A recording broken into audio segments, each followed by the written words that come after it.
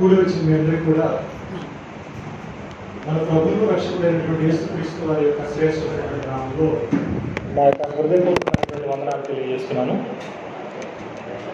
ఈరోజు ఒక కీలకమైనటువంటి అంశాన్ని మనము లేఖనాల వెలుగులో సందర్భ సహితంగా ఆలోచించేటువంటి ప్రయత్నం చేద్దాం. ముందుగా లూకాసు వార్త 20వ అధ్యాయము 27 నుండి 40 వచనాల వరకు మనం చూద్దామండి. లూకాసు వార్త 20వ అధ్యాయము 27 నుండి 40 వచనాలు. అయితే ఒక్క నిమిషం చిన్న సూచన. వాస్తవానికి ఇట్లాంటి అంశం ఎప్పుడైనా సరే గుర్తుపెట్టుకోండి. ఒక అంశం డిక్లేర్ చేసిన తర్వాత మనకు ఈ అంశం మీద మనం మాట్లాడుకోబోతున్నాము అన్న తర్వాత దయచేసి ఎవరు దృష్టికి వెళ్ళినా సరే, మన వాట్సాప్లో అందరికి మెసేజ్లు పంపిస్తున్నారు కదా, వాట్సాప్లో మెసేజ్, ఫోన్ మెసేజ్. ఈ మెసేజ్ పంపించగానే మనం ఏం అడుగుతాం, ఏంటి సబ్జెక్ట్ ఏంటి అని అడుగుతాం. ఏంటి అంశం ఏంటి అనగానే పలానా అని చెప్తాం. పలానా అనగానే ఓకే అని రాకుండా దయచేసి అందరూ ఏం చేస్తారంటే ఆ అధ్యాయం మొత్తం చదువుకురండి. ఏం చేస్తారండి? ఆ అధ్యాయం మొత్తం చదువుకురండి. మనకి సమయం కలిసి వస్తుంది మనం కనుక ఆ పని చేస్తే. అయితే ఇప్పుడు మీరు లూకాసు వార్త 20వ అధ్యాయము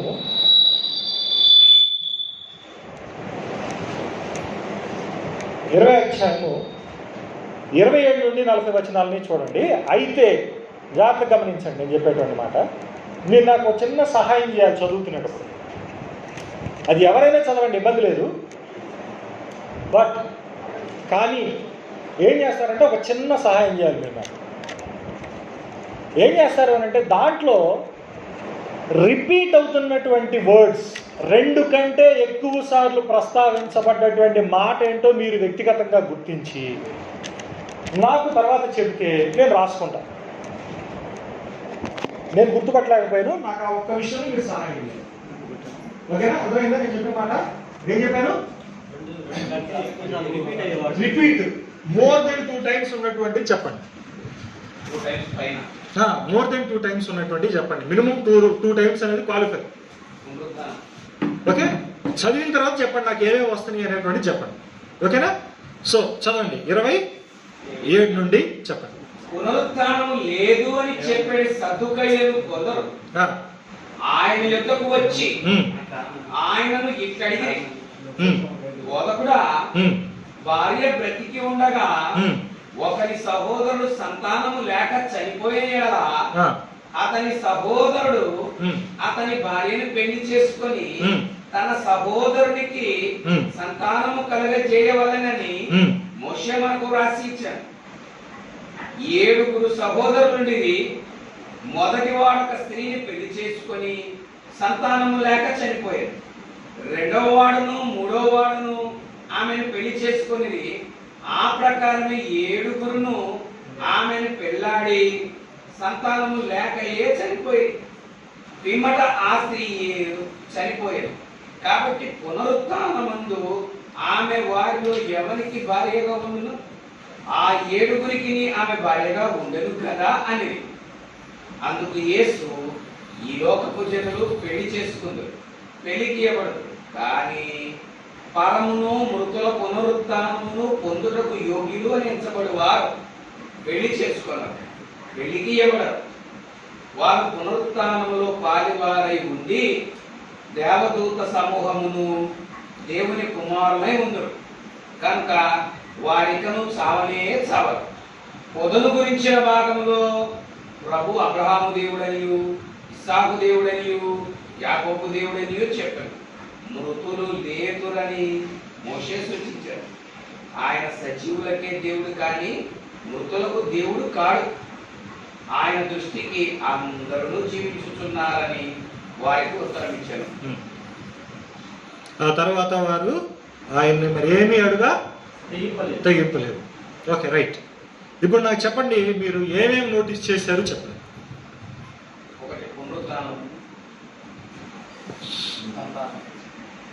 సంతానము పెళ్లి భార్య. ఓకే, మొదటిది పునరుద్ధానం చెప్పారు. సహోదరుడని చెప్పారు, వస్తనే చెప్పండి. సంతానం ఆ చెప్పే దాంట్లో కొద్ది కామన్ సెన్స్ కూడా వాడండి. కామన్ సెన్స్ వాడి అతడు 4 సార్లు కనపడింది, ఆమె 5 సార్లు కనపడింది అని చెప్పొద్దు. మెయిన్ కీ పాయింట్స్ ఏంటి, అక్కడ రిపీటెడ్ గా మీరు చూసినటువంటి కీ పాయింట్స్ ఏంటి అనే చెప్పాను. ఒకటి పునరుద్ధానం చూశారు, తర్వాత రెండోది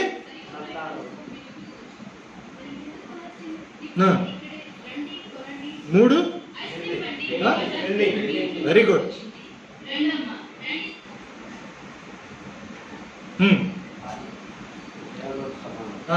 ఇంకా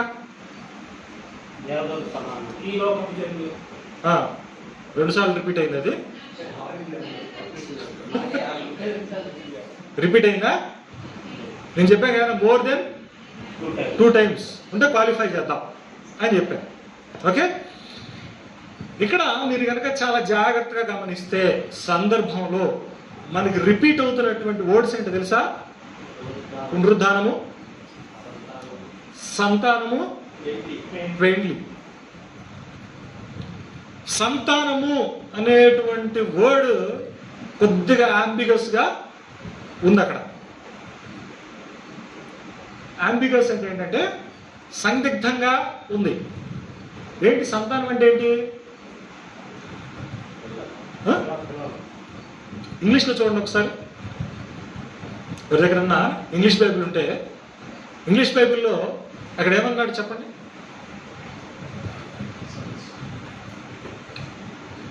సార్ చూడండి, మొబైల్స్లో కానీ మీ దగ్గర చూడండి తొందరగా.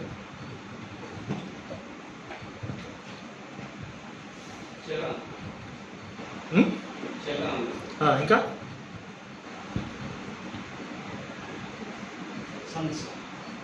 ఏమన్నాడు?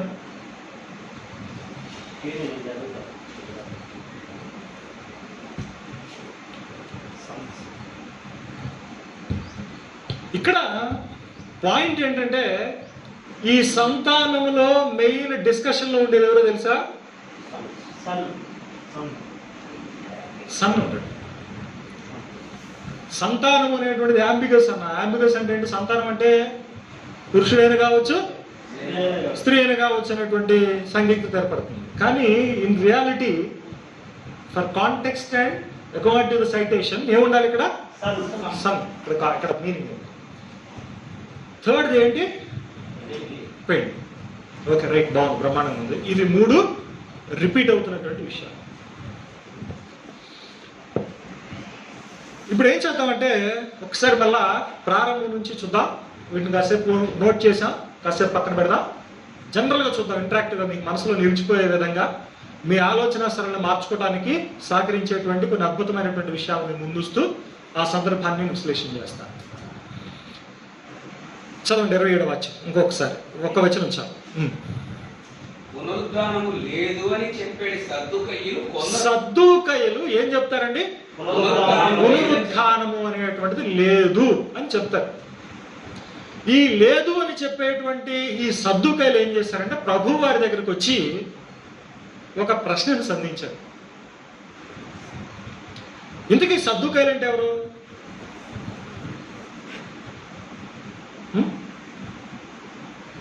సద్దూకయ్యులు అనేటువంటి వాళ్ళు ఎవరు?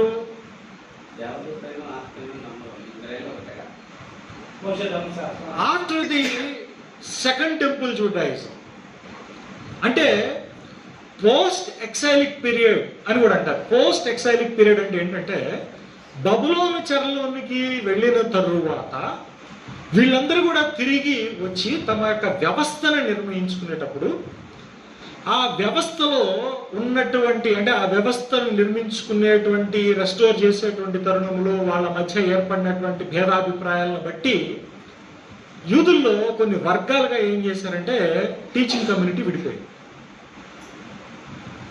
వాళ్ళలో పరిసయ్యులు, సద్దూకయ్యులు, ఎసేనీయులు, శాస్త్రులు, జలాతులు అని అన్నారు. జలాతులు అనేటువంటిది ఏంటంటే యాక్చువల్గా జలాట్స్ అన్నారు ఇంగ్లీష్లో. జలాట్స్ అంటే ఏంటంటే తీవ్రవాదులు అని అర్థం. జనరల్గా జలాతులు అని అనేసారు. జలాతులు అనేది కరెక్ట్ వర్డింగ్ కాదు. జలాట్స్, జలసి, జలాట్స్, రోషం కలిగినటువంటి వాళ్ళు. వాళ్ళకి అజెండా ఏంటి అని అంటే మోషే ధర్మశాస్త్రాన్ని స్థాపించాలి అని అంటే తల తీసినా పర్లేదు, తల ఇచ్చినా పర్లేదు. That is their agenda. అందుకని వాళ్ళని ఏమంటారంటే తీవ్రవాదులు, ఛాందస్వాదులు అనే భావించారు. ఈ జలాతులు అనేటువంటి వాళ్ళే క్రీస్తు శకం 70లో యెరూషలేము నాశనానికి పెట్రోల్ పోసినటువంటి వాళ్ళు వాళ్ళే. పెట్రోల్ పోసినటువంటి వాళ్ళు వాళ్ళే.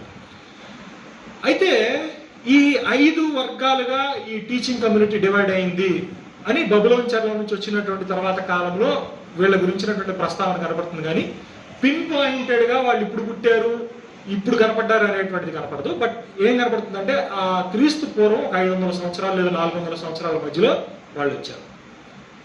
ఈ వచ్చినటువంటి వాళ్ళలో ఈ పరిసయ్యులు అనేటువంటి వాళ్ళు ఏంటంటే most favourable community of the time. అంటే ఆ వ్యవస్థలో అక్కడ ఉన్నటువంటి వాళ్ళందరి యొక్క ఆదరణ పొందినటువంటి వర్గం ఏదైనా ఉంది యూదుల్లో అని అంటే మొట్టమొదటి నిలిచేటువంటి వాళ్ళు ఎవరండి? పరిసయ్యులు. ఈ పరిసయ్యులు అని అంటే ఏంటంటే ప్రత్యేకించబడినటువంటి వాళ్ళు అని అర్థం. వీళ్ళు ఏం నమ్ముతారంటే ధర్మశాస్త్రాన్ని నమ్ముతారు, ప్రవక్తల గ్రంథాలని నమ్ముతారు, వాళ్ళకు ఉన్నటువంటి ఇతిహాస పురాణాలను కూడా వాళ్ళు నమ్ముతారు. రెండు చాలా నిష్ఠగా కూడా ఉంటారు. తర్వాత ఈ సద్దూకయులు కనపడతారు. ఎక్కువ శాతం జోసిఫస్ రాసినటువంటి చరిత్ర ప్రకారం ఏంటంటే ఈ సద్దూకయ వర్గంలో నుంచి వచ్చినటువంటి వాళ్ళే ప్రధాన యాజకులుగా చలామణిలో ఉన్నట్లుగా ఈ సద్దూకయులు అనేటువంటి వాళ్ళు ఒక ఆరిస్టోక్రాట్ ఫ్యామిలీగా అంటే ఉన్నత వర్గానికి చెందినటువంటి వాళ్ళుగా జోసిఫస్ ప్రస్తావన చేశాడు. ఇది 1వ శతాబ్దాన్ని ఎత్తు చూపుతూ. అయితే ఈ సద్దూకయులు అనేటువంటి వాళ్ళు ఏం చేస్తారు అంటే మోషే ధర్మశాస్త్రానికి ఇచ్చినటువంటి ప్రాధాన్యతను తక్కిన గ్రంథాలకి ఇవ్వరు. ఇక్కడ వాళ్ళకి వీళ్ళకి ప్రధానమైనటువంటి వైరుధ్యం అనేది ఏర్పడుతుంది. వీళ్ళ గురించి ఒకసారి మనం ఏం చేద్దామంటే అపొస్తలుల కార్యములు 23వ అధ్యాయము 6వ అధ్యాయం 6వ వచనాన్ని చూద్దాం. చూడండి ఒకసారి.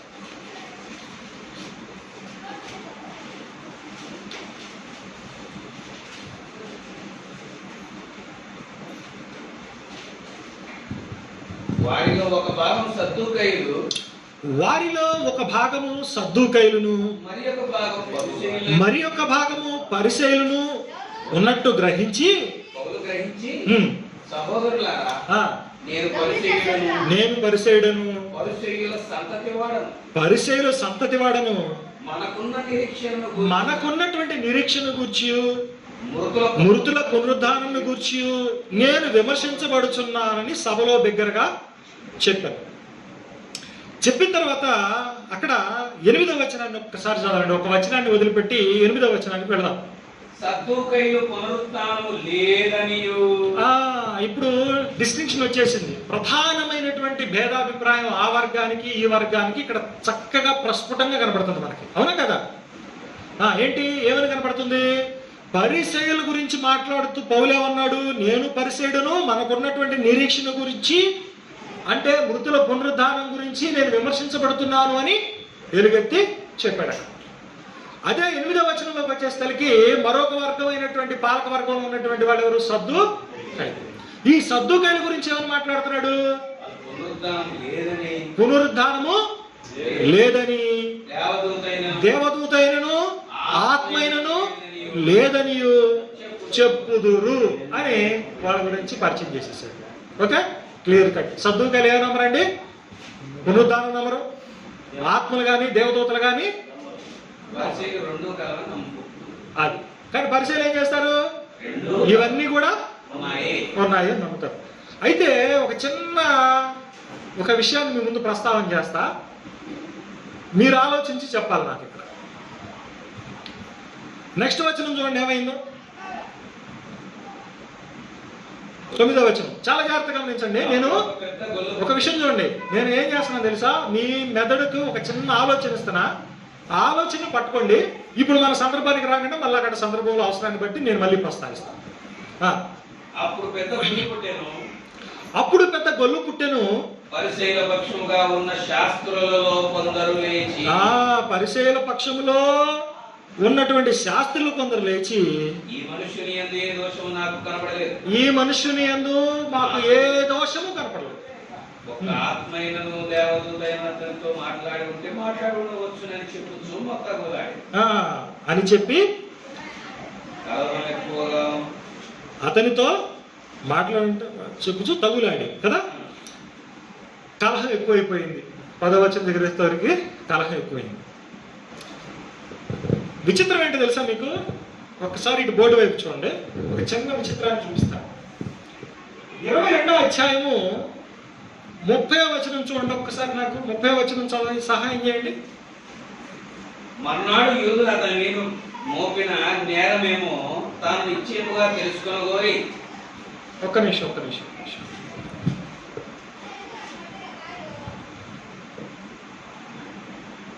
యూదులు దగ్గరికి పౌలు తీసుకురాబడ్డాడు. ఓకేనా?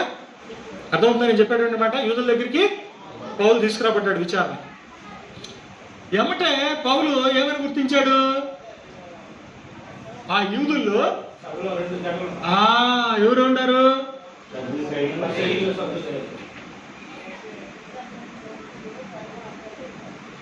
ఓకేనా? పరిసయ్యులు ఉన్నారు, సద్దూకయ్యులు ఉన్నారు. ఇనిషియల్ గా పౌలు ఎప్పుడైతే నేను పరిసయ్యుడును, పరిసయ్యుల సంతతికి చెందినటువంటి వాడిని మన నిరీక్షణ కొరకు, అంటే మృతుల పునరుద్ధానాన్ని బట్టి విమర్శించబడటానికి నిలిచి ఉన్నాను అనగానే ఈ పరిసయ్య వర్గం ఏం చేసింది?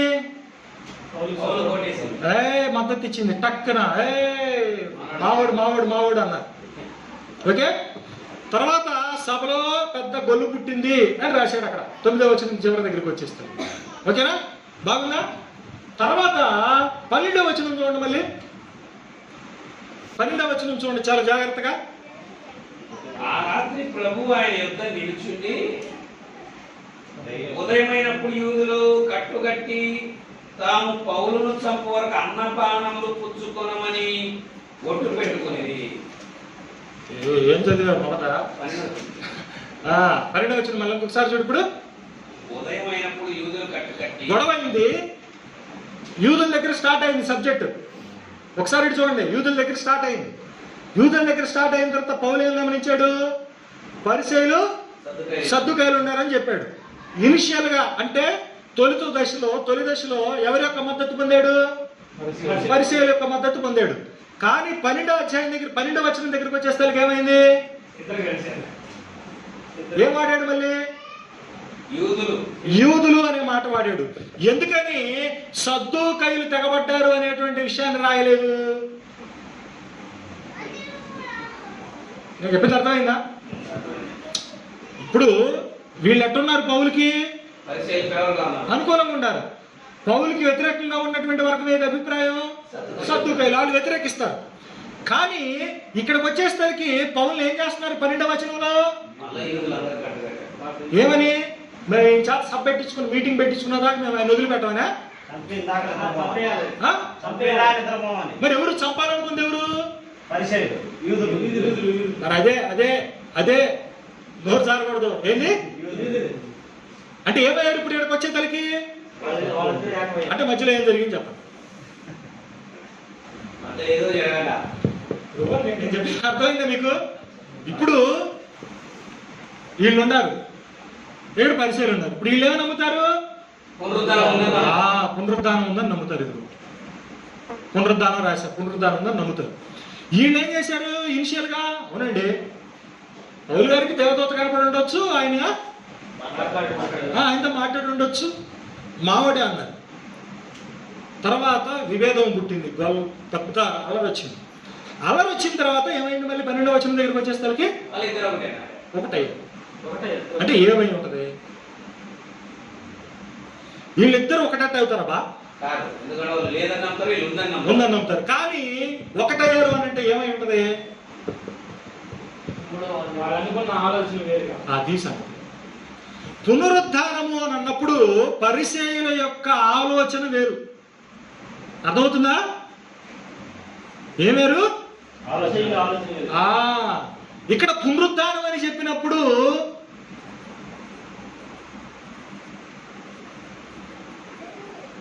పౌలు యొక్క ఆలోచన వేరు.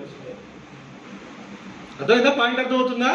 సో ఆటోమేటిక్గా పౌలు యొక్క ఆలోచన ఇట్లా ఉంది అని తెలిసిన తర్వాత ఈ పరిశీలైనటువంటి వాళ్ళు ఏం చేశారు? ఏమంటే వెనక్కి మద్దతు ఉపసంహరించుకొని, అరే వీడు మన అభిప్రాయాలకి విరుద్ధంగా ఉన్నాడు, ఏం చేద్దాం ఇప్పుడు, చంపేంత వరకు కూడా అన్నపానం ముట్టుకోవద్దు అని చెప్పి ఓటు పెట్టుకున్నారు. పాయింట్ అర్థమైందా? ఇప్పుడు మీరేం చేయాలి తెలుసా? మీరు మేధోమథనం చేయాలి. ఎంతకీ ఏడది భౌతికమా ఆత్మీయమా, లేకపోతే పౌలది భౌతికమా పౌలది ఆత్మీయమా అని మీరు ఆలోచించుకొని చెప్పాలి. మరి ఏళ్ళ బాధ ఏంటి? భౌతికం. పౌలు ఏం ఆఫర్ చేసి ఉంటాడు? అది. అప్పుడు వీళ్ళకే అనిపించింది. నేను రోజు కిషోర్ బ్రదర్ కర్నూలు పిలిచాడు, వెళ్ళా, పునరుద్ధానం మీద మాట్లాడాము, 4 గంటలు 5 గంటలు మాట్లాడాము. సబ్జెక్ట్ మీద ఏం ప్రశ్న లేదు కానీ బయటికి అసంతృప్తిగా బయటకు వచ్చారు. ఊరు దాటి పోతా ఉన్నాం. ఊరు దాటి పోతా ఉంటే సమాధులు చూపించి ఆయన ఏంది పునరుద్ధానం లేదంటాడు, అయిపోయింది ఆత్మీయం అంటాడు, ఏంది మా నాన్న సమాధుడు ఎంత పెద్ద కట్టించాను అని చెప్పి అన్నాడు ఒక ఆయన. అంటే ఏం ఎక్స్పెక్ట్ చేస్తున్నాడు ఆయన? సమాధులు తెరవబడాలా, ఆ తెరిసే టయానికి వాళ్ళ నాన్న గ్రాండ్గా బయటికి రావాలని చెప్పి పెద్ద ప్యాలెస్ కట్టించాడు దానికి. అవునా కదా? అది ఆయన ఎక్స్పెక్టేషన్. సో ఆ ఎక్స్పెక్టేషన్ ఉన్నటువంటి వాడికి స్పిరిచువల్ రియాలిటీ ఏం తెలుస్తుంది, స్పిరిచువాలిటీ ఏం తెలుస్తుంది?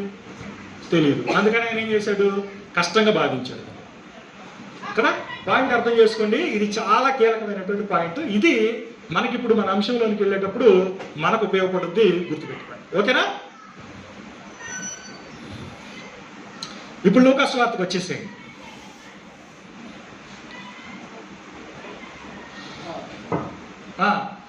ఇప్పుడు పరిచయాలు ఏమంటారండి? లూకా సువార్త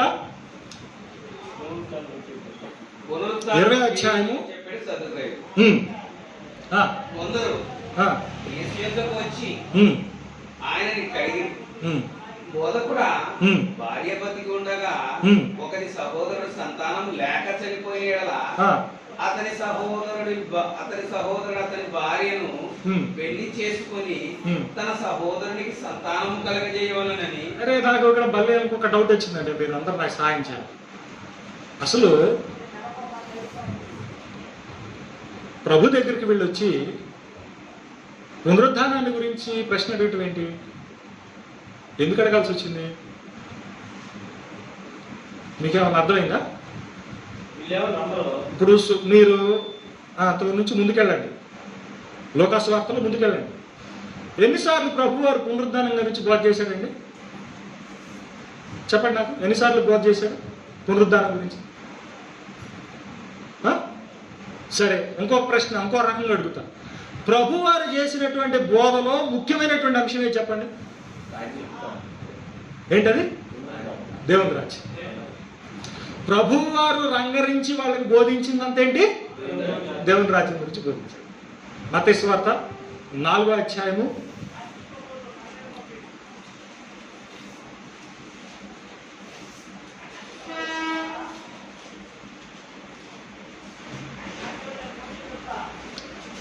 17వ వచనం.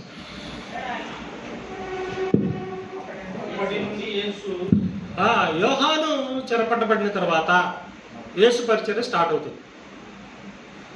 యేసు పరిచర్య ప్రారంభం నుండి ఏ వర్తమానం వస్తుందో చూడండి, ఒక్కసారి చూడండి. అప్పటి నుండి యేసు పరలోక రాజ్యము సమీపించి ఉన్నది, మారు మనసు పొందండి అని సువార్త ప్రకటించడం ప్రారంభించింది. అంతేకాదు, నువ్వు 12, 13 అధ్యాయాల దగ్గరికి వచ్చేసరికి ఏం చూస్తావంటే ఆయన విస్తారమైనటువంటి ఉపమానాలు దేవుని రాజ్యం గురించి చెప్పినటువంటి సందర్భాన్ని కూడా నువ్వు చూస్తావు కదా. దేవుని రాజ్యం గురించి చెప్పు. అపోస్తల కార్యములు 1వ అధ్యాయము 3వ వచనాన్ని గమనిస్తే, ఆయన చనిపోయి తిరిగి లేచిన తరువాత 40 దినాలు వారికి అగపడుచు ఏం గురించి చెప్పాడు? దేవుని రాజ్యం గురించి చెప్పాడు. అయితే దేవుని రాజ్యం గురించి చెబితే ఇక్కడ వచ్చినటువంటి ప్రశ్న దేని గురించి? పునరుద్ధానం గురించి వచ్చింది. అంటే పునరుద్ధానానికి దేవుని రాజ్యానికి సంబంధం ఉండాలా లేదా? ఉండాలి. మనం ఏంటంటే దాని యొక్క ఇంప్లికేషన్స్, దాని ఇంటర్ కనెక్షన్స్ మనకు తెలియదు. మనం ఏం చేసాము, రాజ్యం అని ఉంటేనే మనం నమ్ముతాము అన్నట్టుగా మన ఆలోచనలో ఉన్నాం. కానీ వాస్తవానికి దేవుని రాజ్యం గురించి చెప్పినప్పుడు దేవుని రాజ్యంలోకి ప్రవేశించాలి అని అంటే ఏం చేయాలి చెప్పండి? మొట్టమొదటి ప్రశ్న నాది.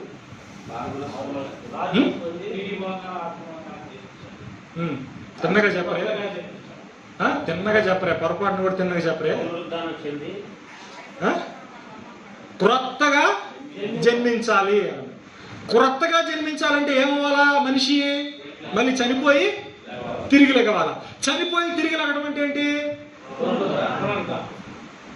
కాబట్టి యేసుక్రీస్తు వారి బోధనలో ఆటోమేటిక్గా ఏం కనపడుతుంది?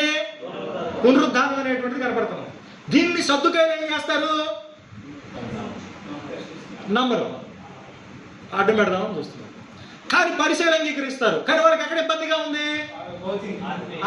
వీళ్ళు ఎక్స్పెక్ట్ చేసేది ఒకటి, ఆయన ఆఫర్ చేసేది ఒకటి. పాయింట్ క్లియర్ అవుతుందా మీకు? ఇది గుర్తుపెట్టుకోండి, ఈ బేసిక్ ఇష్యూస్ మాకు. తర్వాత మళ్ళీ చూద్దాం. చూడండి లూకాసు వార్త మళ్ళీ గమనించండి ఒకసారి. 28వ వచనం. బోధకుడా, భార్య బతికి ఉండగా ఒకరి సహోదరుడు సంతానము లేక చనిపోయినడల అతని సహోదరుడు అతని భార్యను పెళ్లి చేసుకుని తన సహోదరుడికి సంతానము కలగజేయవలనని మోషే డాష్ ఇచ్చాడు.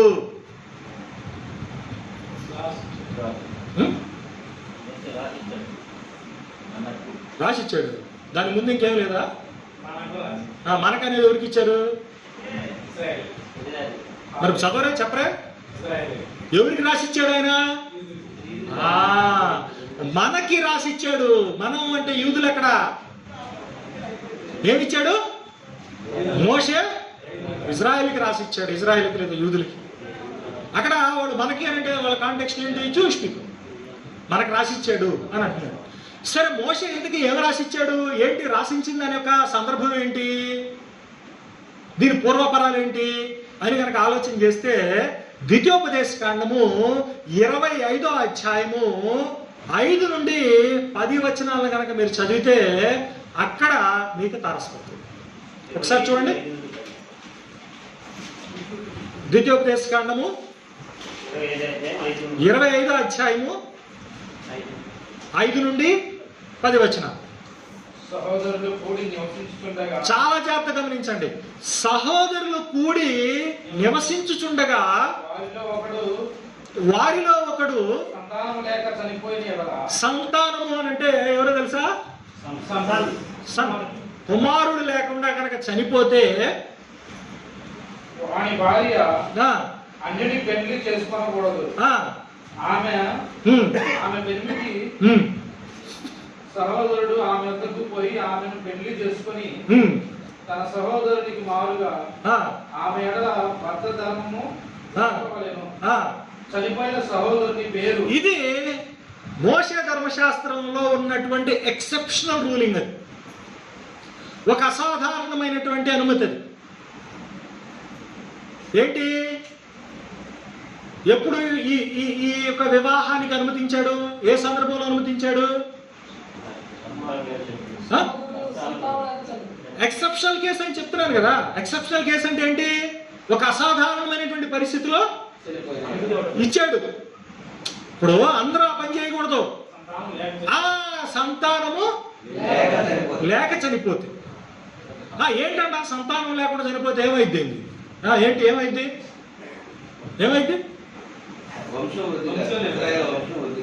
ఇజ్రాయెల్ ఎవరైంది? అంతేగాని వాళ్ళు రాజులైన యాజకుల సమూహం దేవుడికి అని చెప్పరే.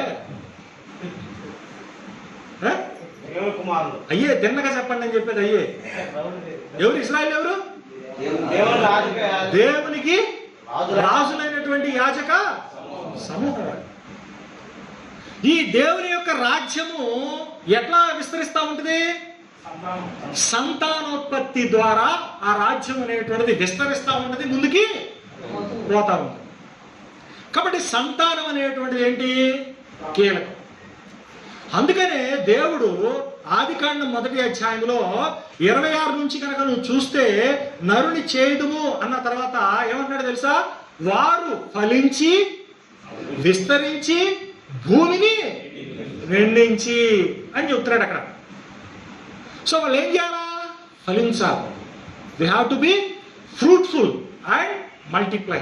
వీళ్ళు ఫ్రూట్ఫుల్ అండ్ మల్టిప్లై అయ్యారంటే దేవుని యొక్క రాజ్యము, దేవుని యొక్క సంతానం ద్వారా ఏమవుతుంది? విస్తరిస్తాం. మరి సంతానం కావాలి అని అంటే ఏం చేయాలా? అంతేగాని చెట్టు చోటు కాదు వెళ్ళాల్సింది. ఏం చేయాలా? దట్ ఈస్ ద మ్యారేజ్ కదా. అందుకని ఏమొచ్చింది? మ్యారేజ్. కాబట్టి మ్యారేజ్, సంతానం రెండు ఒకటే ఇష్యూస్. కాబట్టి ఈ వివాహం ద్వారా వాళ్ళు ఏం చేస్తారంటే పిల్లల్ని కానీ వాళ్ళకి సున్నతి చేసి వాళ్ళు ఏం చేసుకొచ్చేవాళ్ళు? దేవుని రాజ్యంలోనికి ఇంక్లూడ్ చేసుకున్నాడు, ఇజ్రాయెల్ రాజ్యంలోకి ఇంక్లూడ్ చేసుకున్నాడు. అయితే ఎక్సెప్షనల్ కేసెస్లో, అంటే కొన్ని అసాధారణమైనటువంటి పరిస్థితుల్లో ఒకవేళ ఏదన్నా వ్యక్తి సంతానహీనుడై అతడు గనక చనిపోతే విధవరాలు ఏం చేస్తుంది అని అంటే మరిదితో భర్త ధర్మం జరిగించుకొని భర్త యొక్క వంశాన్ని, భర్త యొక్క పేరుని, భర్త యొక్క స్వాస్థ్యాన్ని ముందుకు తీసుకెళ్ళాలి. ఇట్లాంటి ఘటన మనం పాత నిబంధనలో చూస్తాం. ఎక్కడ చూస్తాము?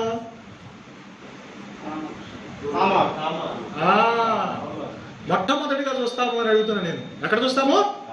తామారు, యోధా. యోధా ఏమవుతాడు తామారికి? మరి ఆల్రెడీ ఎప్పటికే ఇద్దరు ఏం చేశారు? చనిపోయారు. మూడోవాడు ఏం చేశాడు? రేతస్సు బయటికి విడిచాడు. ప్రభువాడిని మొత్తుతాడు. గత్యంతరం లేక ఇక ఏమవుతుందేమో మూడోవాడు కూడా పట్టించుకోపోయే తలకి మామతారా సంతానాన్ని. అయితే ఎక్కడ కూడా దాన్ని తప్పనలా. అక్కడ తప్పన్నాడా? అనలా. అక్కడ అజెండా ఏంటి?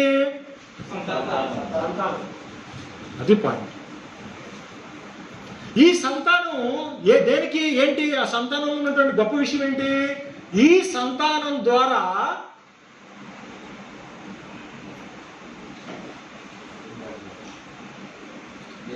రాజ్య వ్యాప్తి అనేటువంటిది జరుగుతుంది. ఇది అసలు సూత్రం దానికి. అయితే ఈ సద్దుకాయలు ఏం చేశారంటే యేసు ప్రభు వారిని ఇరకాటంలో పెడదామని సాధారణమైనటువంటి వివాహం గురించి అడగకుండా ఏ వివాహం గురించి అడిగారు అంటే ద్వితోపదేశకాండం 25వ అధ్యాయంలో ఉన్నటువంటి ఒక ప్రత్యేకమైన వివాహ చట్టం లేదా వివాహ అనుమతిని ఆసరాగా చేసుకుని అడిగారు. దీన్ని ఏమంటారంటే లిబరైట్ మ్యారేజ్ అంటారు. ఆ వివాహాన్ని ఏమంటారండి?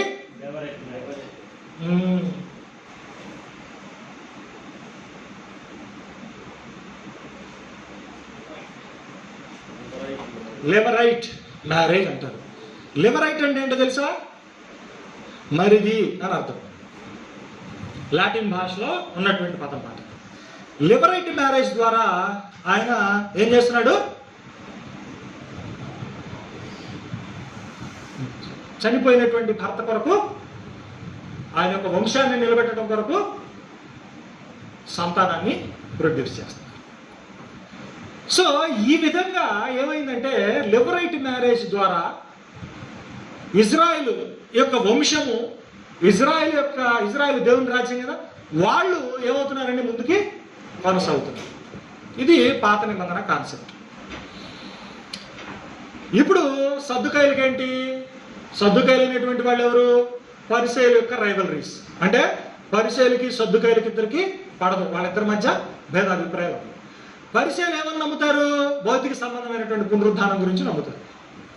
ఇంకొక సబ్జెక్ట్ ఏంటంటే అసలు పునరుద్ధానం అనేటువంటి అంశము ఇజ్రాయెల్ మధ్యలోకి ఎలా వచ్చింది? పాత నిబంధనలో లేదుగా. ఎందుకని మధ్యలో ఉన్నటువంటి పోస్ట్ ఎక్సైలిక్ ప్రొఫెటిక్ లిటరేచర్లోనే ఎందుకు కనపడింది అనేటువంటిది పెద్ద ప్రశ్న. నేను చెప్పింది బాగా అర్థం చేసుకోండి. ఎప్పుడండి? వాళ్ళు బబులోను చెరలోకి వెళ్ళిన తరువాత ఉన్నటువంటి రచనలలో మాత్రమే ఎందుకు పునరుద్ధానం అనేటువంటి అంశం ఉన్నది, ఎందుకని అంతకు ముందున్నటువంటి పాత నిబంధనలో అంత విస్తారమైనటువంటి చర్చ కానీ వివరణ కానీ లేదు అంటే కల్చరల్ అసిమిలేషన్ అనేటువంటిది జరిగింది. అంటే అక్కడ ఉన్నటువంటి బబులోనీయులు, అక్కడ ఉన్నటువంటి ఇతరుల యొక్క విశ్వాసాలకు అనుగుణంగా వాళ్ళు తమ యొక్క నిరీక్షణ డెవలప్ చేసుకున్నారు. అర్థమవుతుందా? సో ఇక్కడ దాని ప్రకారం ఏమవుతుంది అంటే వీళ్ళు ఏం ఎక్స్పెక్ట్ చేస్తున్నారు అంటే పరిశీలైనటువంటి వాళ్ళు భౌతిక సంబంధమైనటువంటి దాన్ని ఎక్స్పెక్ట్ చేస్తున్నారు. దీన్ని సద్దుకాయలు ఏం చేస్తున్నారు? సద్దుకాయలు ఏమి నమ్ముతారు? పునరుద్ధానం లేదని నమ్ముతారు. సో వాళ్ళు ఏం చేశారు? దీని కౌంటర్.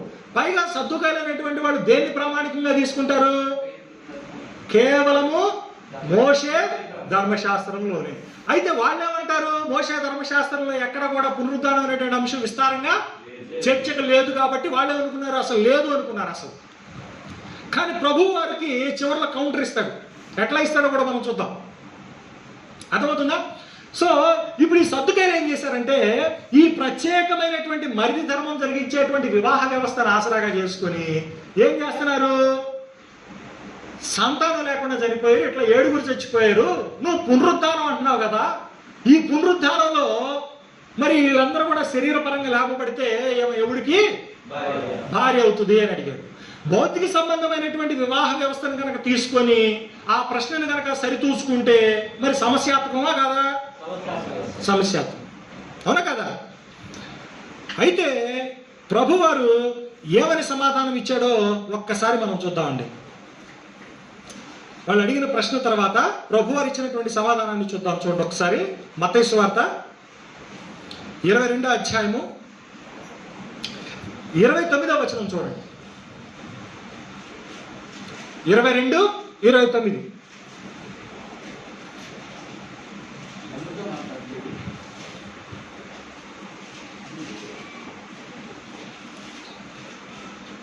అధ్యాయము 29వ వచనం. అతడు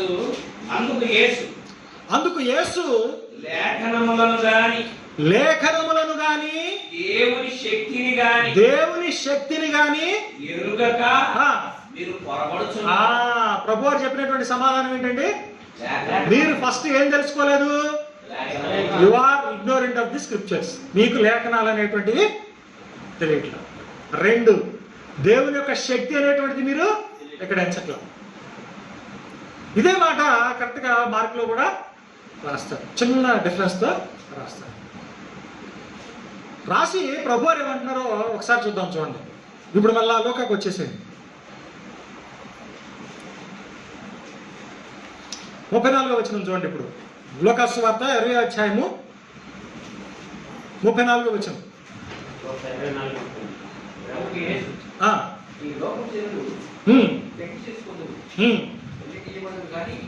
ఒక్కసారి జాగ్రత్త గమనించండి. ఏమంటున్నాడు?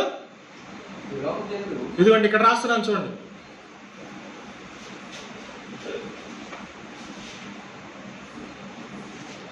ఇదిగోండి బాగా హైలైట్ చేసి పెట్టాను.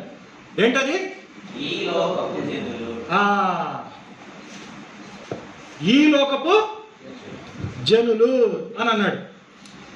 అంటే ఏంటంట? అరే ఇక్కడ రాస్తుంది కదా, ఏమన్నాడు ఇక్కడ? ఒకసారి చూడండి, ఏమన్నాడు ఇక్కడ?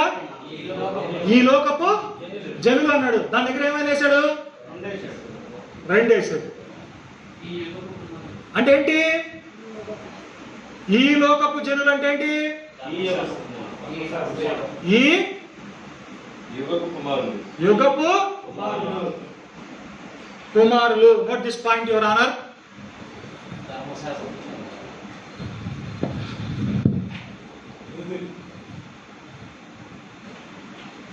ఏమన్నాడు? ఈ యుగపు కుమారులు అన్నాడు. ఈ యుగపు కుమారులు ఏం చేస్తారంట? పెండ్లి చేసుకొందురు, పెండ్లికి ఇయ్యబడుదురు. దేనికి పెండ్లి? ఎందుకు? సంతానం కావాలంటే ఏం కావాలి? లీగల్ మ్యారేజ్ కావాలిగా. లీగల్ మ్యారేజ్ కాకపోతే వారసుడు ఎట్ట అవుతాడు? అక్రమ సంతానం అవుతుంది కదా, వాటికి ఆస్తిలో ఎట్టొస్తుంది. కానీ ఏముండాలి? మ్యారేజ్ ఎప్పుడు కూడా లీగల్గా ఉండాలి. లీగల్గా ఉండాలంటే ఏముంది? లీగల్గా ఏమి ఇచ్చాడు మోషే? స్పెషల్ ప్రివిలేజెస్ ఇచ్చాడు సంతానం లేకుండా చనిపోయినటువంటి వాడికి. అదవుతుందని చెప్పేటువంటి మాట. ఇప్పుడు దీన్ని ఎందుకు ప్రమోట్ చేశాడు లిబరేట్ మ్యారేజ్? అర్రే మన ఇజ్రాయెల్ స్త్రీలు ఒక అమ్మాయి ఖాళీగా ఉంది చూడండి రాజా. దేనికి? సంతానం. ఈ సంతానం ఏంటి? దేవుని యొక్క రాజులైనటువంటి యాజక సమూహం యొక్క వ్యాప్తి, మనుగడ, ఉనికి. దేవుడు వాళ్ళకి ఏమైతే సిద్ధపరిచాడో దాన్ని వాళ్ళు ఏం చేసుకుంటారు? స్వాధీనం చేసుకొని అనుభవిస్తారు. అర్థమవుతుందా పాయింట్ అక్కడ?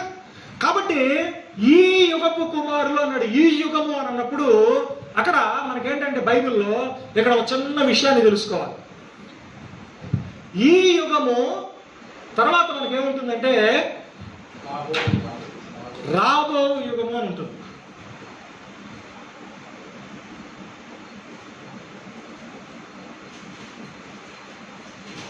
ఏంటండి? రాబోవు యుగము. దీన్ని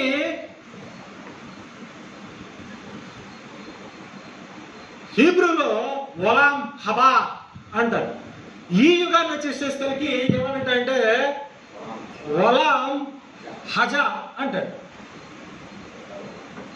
ఒలాం హజా అంటాడు. దీన్ని ఇంగ్లీష్లోకి వచ్చేసరికి ఏమని రాశారంటే ఈ యుగము ఉన్నప్పుడు దిస్ ఏజ్. ఈ మాట గుర్తుపెట్టుకోండి. ఈ యుగము ప్రభు మాట్లాడుతున్నప్పుడు ఏ యుగం ఉన్నది? దళిత 4:4 చూసుకోండి. తర్వాత ఇక్కడ ఏమన్నాడు? రాబోవు అని అన్నాడు. ఫ్రమ్ దేర్ స్టాండ్ పాయింట్ అప్పుడు వాళ్ళు ఉన్నటువంటి పరిస్థితుల నుంచి కనుక చూస్తే ఎట్లా ఉంది? ఒక యుగము రాబోతా ఉంది. దాన్ని ఏమన్నాడు? ఒలాం హబా. ఒలాం హబా అంటే ఏంటి? రాబోతున్నటువంటి యుగం. అయితే ఈ యుగానికి సంబంధించినటువంటి ధర్మశాస్త్ర యుగానికి సంబంధించినటువంటి కుమారులు అందరూ కూడా ఎట్ట చట్ట పద్ధతిని సంపాదించుకుంటున్నారు? పెండ్లి. ఈ పెండ్లికి పట్టడం ద్వారా సంతానోత్పత్తి జరిగి దేవుని యొక్క రాజ్య విస్తరణకు పాటుపడుతున్నారు. అయితే రాబో యుగం ఉంది. ఈ రాబో యుగానికి బీజం వేస్తున్నటువంటిది, ఈ రాబో యుగానికి తెరదీస్తున్నటువంటిది ఎవరో తెలుసా? మెస్సియా. ఏమన్నా? మెస్సియా అని చెప్పాలి. మెస్సియా అంటే ఎవరు? అభిషిక్తుడు. ఈ అభిషిక్తుడు వచ్చి ఏం చేస్తున్నాడు? రాబోయే యుగానికి తెరదీస్తున్నాడు. అర్థమవుతుందా? రాబోయే యుగానికి తెరదీస్తున్నాడు. ఇప్పుడు రాబోయే యుగం ఎలా ఉంటుంది అంటే ఆయన కొత్త కొత్త సూచనలు చేశాడు. ఆయన రాబోయే యుగంలో మరణము ఉండదు. అంటే ఏం కలిగి ఉంటారు? అప్పుడు పునరుద్ధాన జీవాన్ని కలిగి ఉంటారు. తర్వాత దేవుని కుమారులు అయి ఉంటారు. దేవదూత సమానులు అయి ఉంటారు.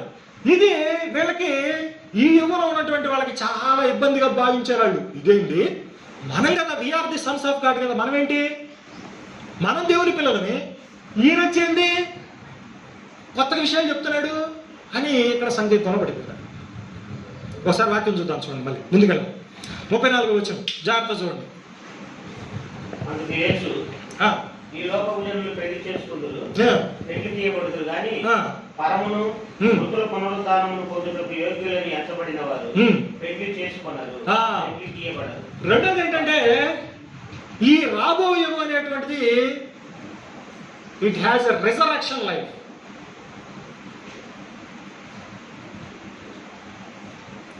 ఈ రాబో యుగంలో ఏముందో తెలుసా? పునరుద్ధాన జీవము అనేటువంటిది ఉంది. విచిత్రం ఏంటి తెలుసా? ఒక చిన్న మాట చూద్దాం, చూడండి ఒకసారి. ఇది చాలా కీలకమైనటువంటి మాట, గుర్తుపెట్టుకోండి ఒకసారి. యోహాను సువార్త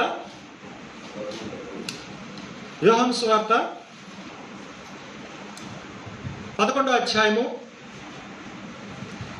25-26 వచనాలను చూడండి ఒకసారి.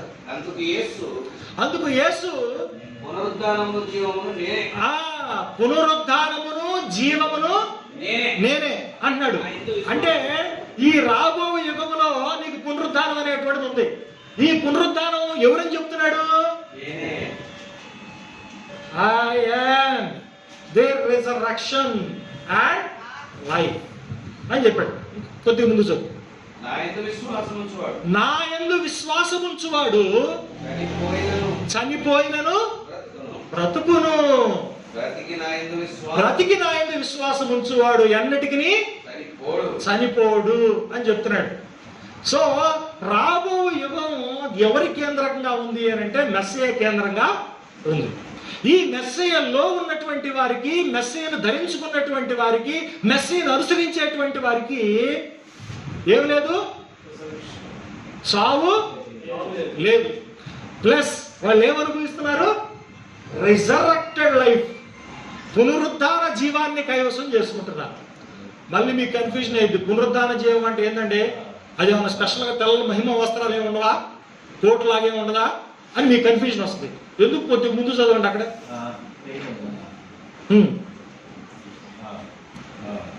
36వ వచనం లూకాసు వార్త 20వ అధ్యాయము. వారు పునరుద్ధాన కుమారులైంది దేవదూత సమానులను. వాళ్ళు ఏమవుతారంట, పునరుద్ధానములో పాలివారై ఉండి అని అన్నాడు. పునరుద్ధానంలో పాలివారు అవడం అంటే ఏంటి, అక్కడ కింద ఏమన్నాడు, పునరుద్ధానపు కుమారులు. పునరుద్ధానాన్ని కుమారత్వాన్ని ఏం చేస్తున్నాడు, ఇక్కడ ఏకం చేశాడు. మళ్ళీ తర్వాత చూడండి ఏమన్నాడు, పునరుద్ధాన కుమారులై ఉండి దేవదూత సమానులను ఏమవుతారు, దేవుని కుమారులు అయి ఉంటారు అని అన్నాడు. ఇప్పుడు వీళ్ళు దేవుని కుమారులు అవుతారు అని చెబుతున్నాడు అక్కడ. మీరు రోమిలికి రాసినటువంటి పత్రిక 8వ అధ్యాయము 14వ వచనం చూడండి ఏమనుందో.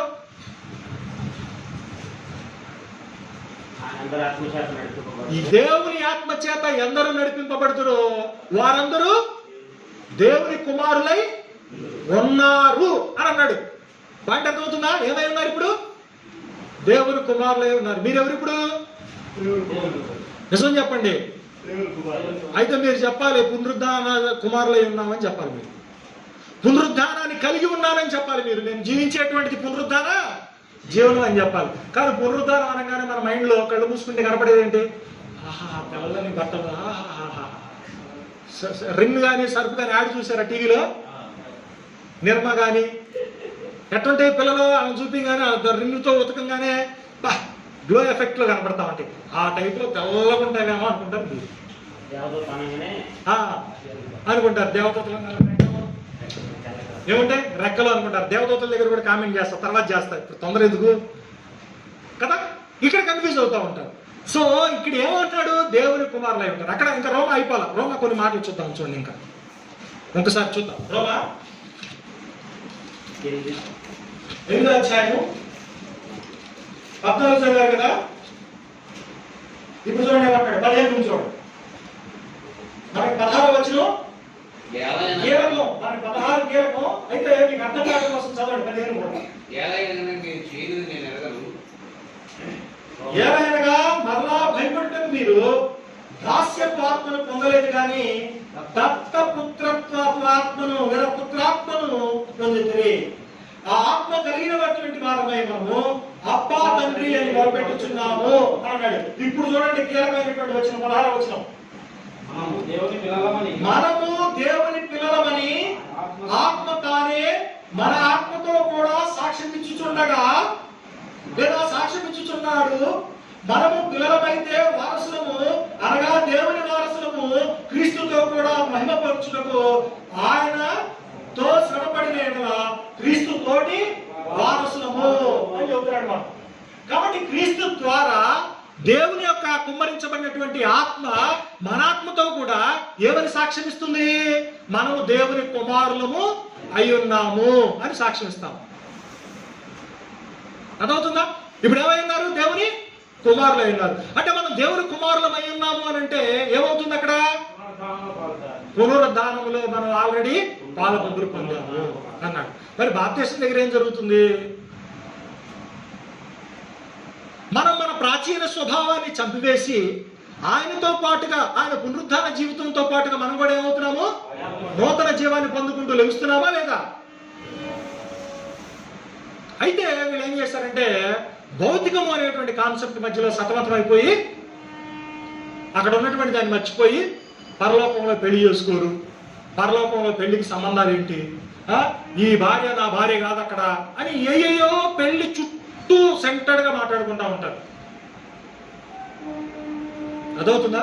పెళ్లి సెంటర్డ్గా మాట్లాడుకుంటా ఉంటారు కాంటెక్స్ట్ అంతా కూడా. అది కాదు అక్కడ, అది కానే కాదు. తర్వాత లోకస్వార్త చూద్దాం. చూడండి లోకస్వార్త మళ్ళీ. వారు పునరుద్ధానములో పాలువారై ఉండి దేవదూత సమానులను దేవుని కుమారుల ఇందురు కనుక వారు ఇక చావనే చావరు అని అన్నాడు. మీరు ఎంతమంది నమ్ముతారు క్రీస్తులో మనం చనిపోము అనేటువంటి విషయాన్ని? యేసు ప్రభువుని నమ్ముకుంటే మీరు చనిపోరు అనేటువంటి విషయాన్ని మీరు ఎంతమంది నమ్ముతారు? యోహాను సువార్త 8వ అధ్యాయము 51, 52 వచనాలను చూడండి ఒకసారి.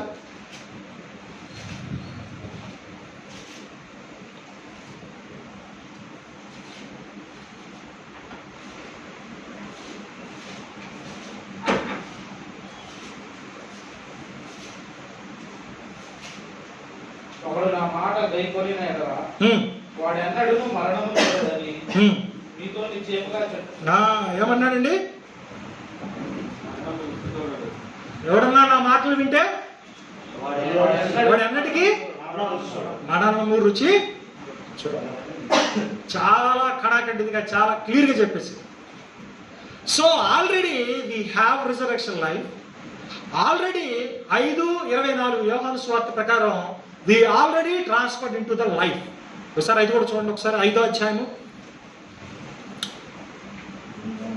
24వ వచనం చూడండి ఒకసారి. నా మాట విని నన్ను పంపిన వారి యందు విశ్వాసం ఉంచువాడు నిత్య జీవము కలిగినటువంటి వాడు. మరి నిత్య జీవం కలిగినటువంటి వాడు ఎలా చనిపోతాడు? ఏమండి ఎట్లా చనిపోతాడు అంటే మీ అండర్స్టాండింగ్ వేరు, అక్కడ బిబ్లికల్ డెఫినేషన్. తర్వాత ఇంకేమంటున్నాడు చూడండి. వాడు తీర్పులోనికి రాక మరణములో నుండి దేంట్లోని డాష్ జీవములోనికి దాటి. కనుక చాలా జాగ్రత్తగా మనం గమనించాలి వాక్యాన్ని విశ్లేషణ చేసేది.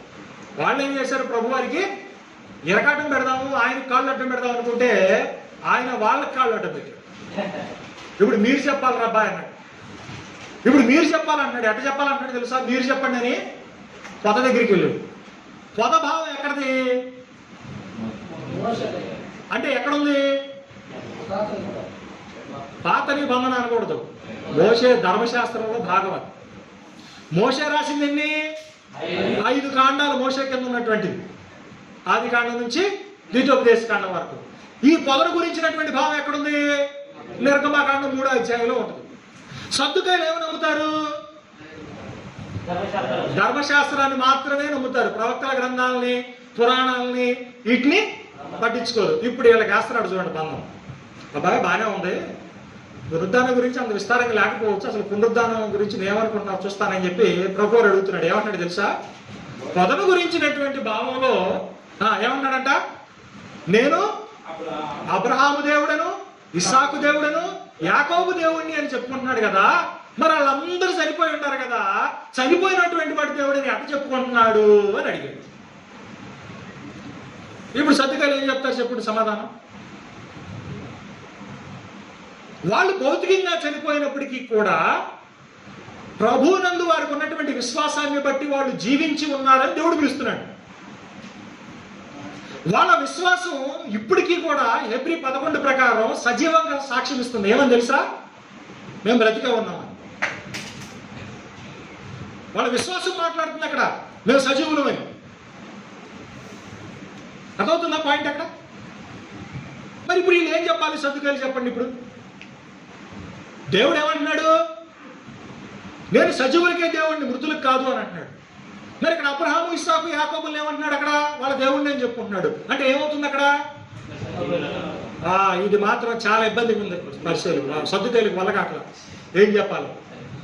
ఈ పునరుద్ధానాన్ని కాదు అనలేనటువంటి పరిస్థితి. కానీ ఎక్కడ వ్యత్యాసం వస్తుంది అని అంటే స్వభావ విషయంలో మాత్రమే, నేచర్, టైమింగ్ విష్యూస్లో మాత్రమే బైబిల్లో తేడా చూస్తుంది. అయితే చాలా మంది ఏమనుకుంటారంటే మెజారిటీ ఆఫ్ ది క్రిస్టియానిటీ అంతా కూడా భౌతిక సంబంధమైనటువంటిది భౌతిక సంబంధమైంది అని అర్థం. అక్కడ వాళ్ళు ఏమవుతున్నారంటే కొన్ని క్వాలిటీ ఆఫ్ లైఫ్, కొంత శ్రేష్టమైనటువంటి జీవితాన్ని వాళ్ళు కొనిపోతూ ఉన్నారు. ఇప్పుడు నాకు ఇంకొక మాట వచ్చింది, ఇంకో ప్రశ్న. దేవదూత సమానులు అన్నారు కదా, ఏంటి దేవదూత సమానులు అంటే?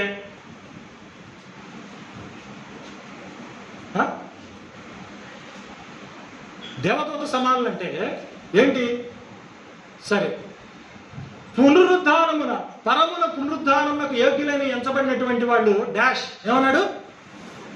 పెళ్లి చేసుకొనరు, పెళ్లికి ఇయ్యబడరు అని అన్నాడు.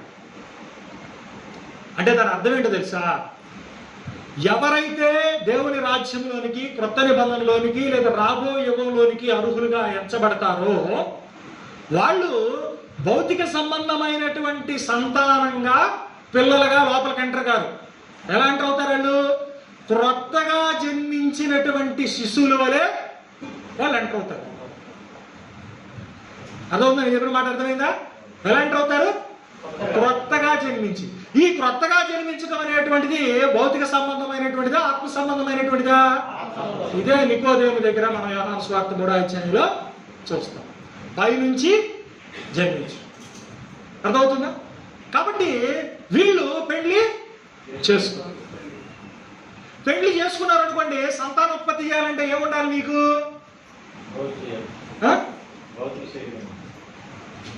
ఏముండాలి అంటే? అది ఏం చదువుతాను, తిన్నగా ఎవరు చెప్పట్లేదు ఈరోజు. ఏదో సాంబార్ తింటే ఇంకేం చెబుతారు నాకు? ఏముండాలా? మగతనం ఉండాలి. ఏముండాలి? మగతనం ఉండాలి. మరి పాత నిబంధనలో మగతనం లేనటువంటి వాళ్ళు ఎందుకు పక్కన పెట్టాడు అనడానికి కారణం అదవుతుందా? ఇది యెషయా 56లో యెషయా ప్రవక్త మెస్సే ద్వారా జరుగుతున్నటువంటి, ఇనాగ్రేట్ అవుతున్నటువంటి న్యూ క్రియేషన్ లో, నూతన సృష్టిలో ఒక అద్భుతమైనటువంటి విషయాన్ని చూశారు. అద్భుతమైనటువంటి విషయాన్ని చూశారు. అక్కడ ఏమన్నాడు చూద్దాం. చూడండి, యెషయా గ్రంథం 56వ అధ్యాయం. యెషయా గ్రంథము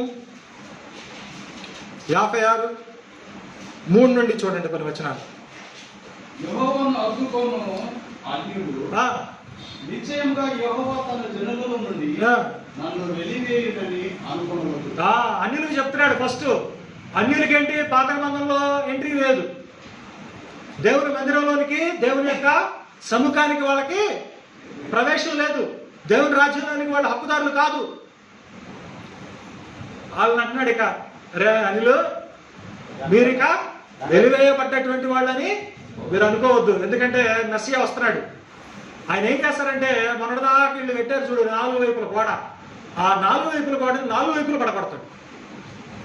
పడగొట్టి ఏం చేస్తాడు తెలుసా? దేవుణ్ణి సర్వంలో సర్వం చేస్తాడు. ఏం చేస్తాడు?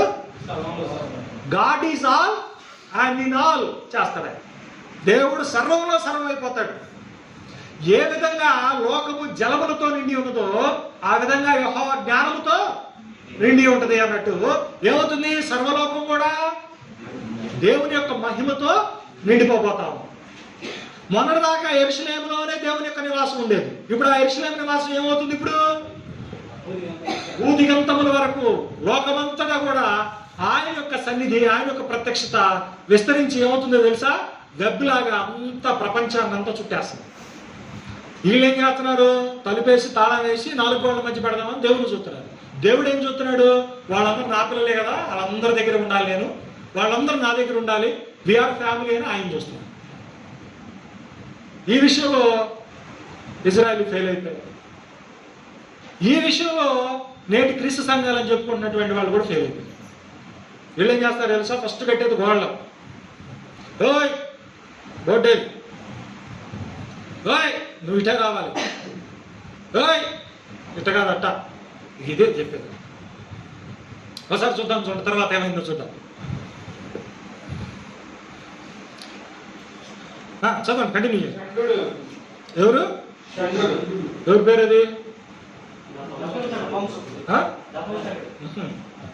నపుంసకుడు, షండు, శిఖండి, తొజ్జా, హెజ్రా, చాలా పేర్లు ఉన్నాయి.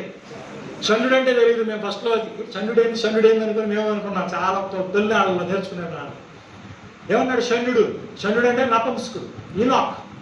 ఏమన్నాడు చూడండి, షండు ఎండిన చెట్టని అనుకోనవద్దు. ఎండిన చెట్టుకి ఏముంటది? ఇంకా కాయలు కాతీయా? కాయలు అంటే ఏంది? ఫలాలు, కాయ. తర్వాత నేను నియమించిన విశ్రాంతి దినములను ఆచరించు, నాకు ఇష్టమైన వాటిని కోరుకొనొచ్చు, నా నిబంధన ఆధారము చేసుకొనుచున్న షండులను గురించి యెహోవా సెలవిచ్చుచున్నాడు. ఆయన నమ్ముకున్నటువంటి షండులకి మొన్నటిదాకా ఏం చేసేవాళ్ళంటే దేవాలయం బయటకు వచ్చి దూరం నుంచి నమస్కారం చేసి వెళ్ళిపోయేవాళ్ళు. కోర్ట్ ఆఫ్ జెంటైల్స్ దాకా వచ్చి అన్నిల ప్రాంగణం దాకా వచ్చేవాళ్ళు. వాళ్ళు కూడా వచ్చి నమస్కారం చేసుకొని మోకరించి ప్రార్థన చేసుకుని వెళ్ళిపోయేవాళ్ళు. ఇప్పుడు అలా చెప్తున్నాడు, రే మీరు నన్ను నమ్ముకుని కూర్చున్నారు కదా, ఇప్పుడు ఏం చేస్తాను నేను? ఏం చేస్తాను? నా నిబంధన ఆధారం చేసుకున్న షండుల గురించి యెహోవా సెలవిచ్చుచున్నాడు. ఏమనిస్తున్నాడు? నా ఇంటను నా ప్రాకారములోను ఒక భాగమును వారికి ఇచ్చేదను అని అన్నాడు. భాగం ఇటువంటి వాటా ఇస్తానంటున్నాడు. ఆయన యొక్క మందిరంలో వాళ్ళకి స్వాస్థ్యం ఇస్తానంటున్నాడు. వాళ్ళకి హక్కు ఉందంటున్నాడు. ఆ రాజ్యంలోనికి వాళ్ళు పాలి భాగస్తులు అవుతారు అని అంటున్నాడు. తర్వాత చూడండి ఏమన్నాడు చూడండి, కొడుకులు కూతుళ్ళు అనిపించుకొనుట కంటే శ్రేష్టమైనటువంటి నామము వారికి పెట్టుచున్నాను, కొట్టివేయబడని నిత్యమైనటువంటి పేరు వారికి పెట్టుచున్నాను అని చెప్పి చివరిగా ఏమంటున్నాడు తెలుసా? 7వ వచనం చూడండి, నా ప్రార్థనా మందిరంలో వారిని ఆనందింపచేసేవారు, నా బలిపీఠం మీద వారు అర్పించు దహన బలులను నాకు అంగీకారం నా మందిరము సమస్త జనులకు ప్రార్థన. అది ఇక ఏమైపోతుందో తెలుసా? మొన్నటిదాకా ఇజ్రాయెల్కే కదా ప్రార్థనా మందిరం, అది ఇప్పుడు ఏమవుతుంది? అన్ని జనులు వస్తున్నారు, అన్ని జనులే కదా అని చెప్పి షండులు పక్కన పెడతావా?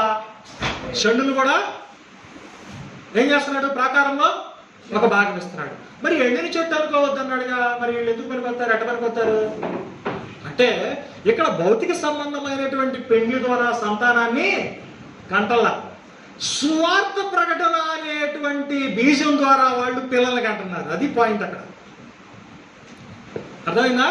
కొలస్సీలకు రాసినటువంటి పత్రిక 1వ అధ్యాయం కనుక చూస్తే మీరు ఈ సువార్త సర్వలోకములో డాష్ ఫలించడం అంటే ఏంటి? పిల్లలకి అంటుంది. It is producing seed, it is producing the of spring. అది కంటుంది వారసుల్ని. అర్థమవుతుందా పాయింట్ ఇక్కడ? కాబట్టి అందుకని ఇక్కడ భౌతిక సంబంధమైనటువంటి వివాహం కానీ, ఈ లిబరైట్ ప్రత్యేకమైనటువంటి చట్టాలు కానీ అక్కడ ఏమి పనిచేయదు. అక్కడ ఏం పని చేస్తుంది తెలుసా? దేవుని యొక్క ఆత్మ పనిచేస్తూ ఉంటుంది. ఈ ఆత్మ ఏం చేస్తుంది అంటే నిన్ను క్రొత్తగా జన్మింపజేసి పునరుద్ధాన జీవంలో పాలు పంపులు ఇచ్చి నీకు స్త్రీ పురుషుడు అనేటువంటి భేదం లేకుండా ఆయన సన్నిధానంలోనికి ఆయన కుమారుడుగా కుమార్తెగా నిలబెడుతుంది. ఒక్క మాటలో చెప్పాలంటే ఆయన ఒక వారసుడుగా నేను నిల్చోబెడుతుంది. దీంట్లో అందుకే గలతీయులకు రాసినటువంటి పత్రిక 3వ అధ్యాయం 28వ వచనంలో క్రీస్తు ధరించుకున్నటువంటి వారి గురించి ఏం చెబుతాడంటే దాసుడని స్వతంత్రుడని, గ్రీకు దేశస్థుడని యూదుడని, అంతేకాకుండా స్త్రీ అని పురుషుడని ఏ భేదం లేదు. ఎందుకు?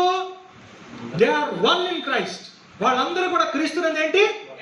ఏకమై ఉన్నారు. వాళ్ళందరూ కూడా ఒకే ఫ్రూట్స్, ఒకటే ప్రోడక్ట్. వాళ్ళందరూ కూడా ఏం చేస్తారు తెలుసా? వాళ్ళ బీజాల ద్వారా, వాళ్ళ లింగాల ద్వారా, వివాహాల ద్వారా, భౌతిక సంబంధమైనటువంటి వివాహాల ద్వారా పిల్లల్ని కండ్రు. ఎలాగంటారు? సువార్త ప్రకటన ద్వారా వాళ్ళు దేవుని కోసం పిల్లల్ని కంటారు. కాబట్టి ఇక్కడ బీజం పవర్ఫుల్. ఆ బీజం ఏంటి? సువార్త. ఈ సువార్త ఏం చేస్తుంది తెలుసా? అసమర్థుణ్ణి, నపుంసకుణ్ణి, పనికిరాని వాడిని, స్త్రీని, అందరినీ కూడా ఏం చేస్తుంది? ఫలించేటువంటి వాళ్ళగా మారుస్తుంది. ఇది కాంటెక్స్ట్. ఇది ఎట్ట స్టార్ట్ అవుతుంది అని అంటే మెస్సయ ఆగమనముతో, మెస్సయ ద్వారా ఈ రాబో యుగము పరలోక సంబంధమైనటువంటి రాజ్యము అక్కడ ప్రారంభించబడతారు. ఈ రాజ్యంలోనికి ఎవరన్నా హక్కుదారులు కావాలి అని అంటే వాళ్ళు పునరుద్ధాన జీవనం ద్వారా పొందుకుంటారు. ఈ పునరుద్ధాన జీవితం అనేటువంటిది భౌతిక సంబంధమైనటువంటిది కాదు. ఇది ఎలాంటిది? ఆత్మ సంబంధమైనటువంటిది. ఇది మనకి ఆ కాంటెక్స్ట్ లో చెబుతున్నటువంటి సత్యం. అర్థమైందా చెప్పినటువంటి మాట? అది కనుక చాలా మంది పొరపడుతున్నట్టుగా మీరు పొరపాటు. దేవదూతలు అనేటువంటి వాళ్ళు ఆడవాళ్ళ మగోళ్ళ?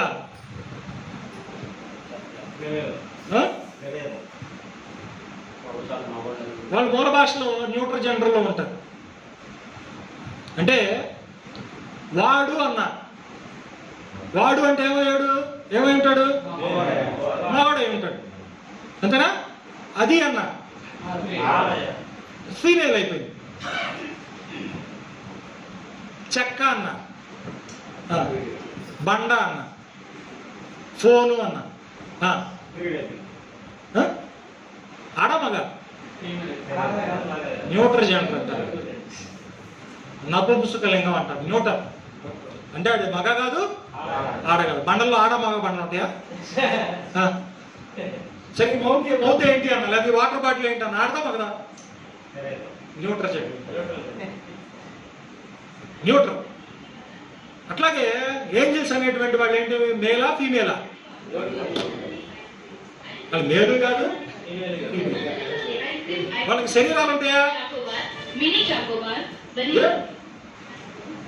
అందుకనే దేవదూత సవాళ్ళు అంటే ఏంటంటే ఆడ మగ కాదు అనేటువంటి అర్థం. అందుకే నైదర్ మేల్ నార్ ఫీమేల్ అంటాడు కల్తీ రాసిన పత్రిక. ఏమంటాడు? స్త్రీ పురుష భేదం లేదన్నాడు. ఇంగ్లీష్లో ఏమంటాడు? నైదర్ మేల్ నార్ ఫీమేల్ అంటాడు. అంటే ఇంకో మాటలో చెప్పాలంటే దే ఆర్ లైక్ ఏంజల్స్ అని అర్థం. Equivalent to angels. నువ్వు మేల్ అయితే మేల్ అంటాడు, ఫీమేల్ అయితే ఫీమేల్ అంటాడు. కానీ ఏమన్నాడు? Neither male nor female. అంటే దీన్ని ఇంకో మాటలో చెప్పాలనుకో ఏం చెప్పాలి? Like angels. కాబట్టి what we are in Christ, మన క్రీస్తు నందు ఏమిటి నూతన సృష్టిలో అని కనుక మనం ఆలోచిస్తే మనము పునరుద్ధాన కుమారులమై ఉన్నాము.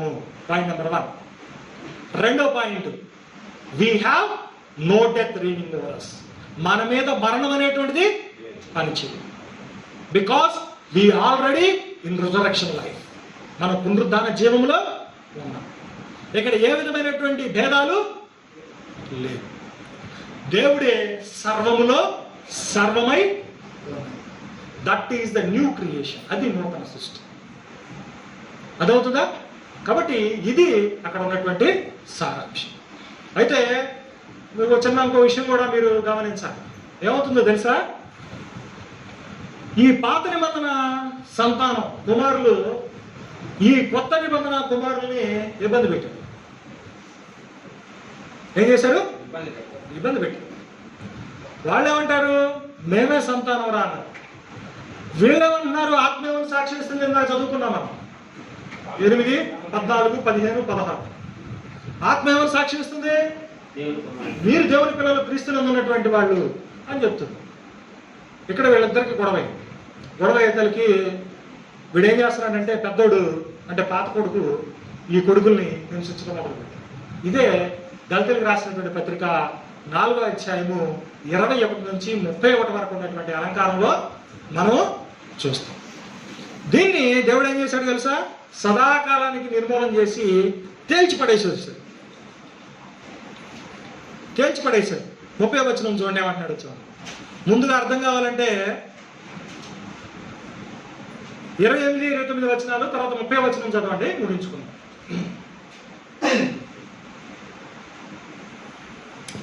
సహోదరులారా, మనమును ఇస్సాకు వలె వాగ్దానమును బట్టి పుట్టిన కుమారులమై ఉన్నాము. అప్పుడు శరీరమును బట్టి పుట్టినవాడు ఆత్మను బట్టి పుట్టినవాడిని ఎలాగ హింస పెట్టనో ఇప్పుడును అలాగనే జరుగుతున్నది. ఇప్పుడు అంటే అప్పుడు మొదటి శతాబ్దంలో ఉన్నటువంటి పరిస్థితి. అందుకని లేఖనం ఏం చెప్పుచున్నది?